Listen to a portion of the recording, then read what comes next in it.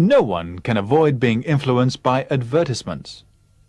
Much as we may pride ourselves on our good taste, we are no longer free to choose the things we want, for advertising exerts a subtle influence on us. In their efforts to persuade us to buy this or that product, advertisers have made a close study of human nature and have classified all our little weaknesses. Advertisers discovered years ago that all of us love to get something for nothing. An advertisement which begins with the magic word free can rarely go wrong.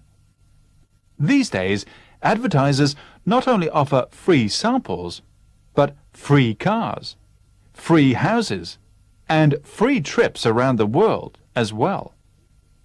They devise hundreds of competitions which will enable us to win huge sums of money. Radio and television have made it possible for advertisers to capture the attention of millions of people in this way. During a radio program, a company of biscuit manufacturers once asked listeners to bake biscuits and send them to their factory. They offered to pay $10 a pound for the biggest biscuit baked by a listener. The response to this competition was tremendous. Before long, biscuits of all shapes and sizes began arriving at the factory. One lady brought in a biscuit on a wheelbarrow. It weighed nearly 500 pounds.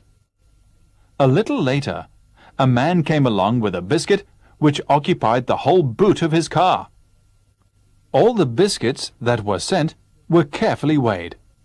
The largest was 713 pounds. It seemed certain that this would win the prize.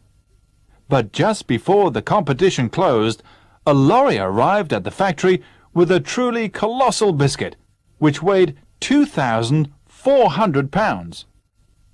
It had been baked by a college student who had used over 1,000 pounds of flour, 800 pounds of sugar, 200 pounds of fat, and 400 pounds of various other ingredients.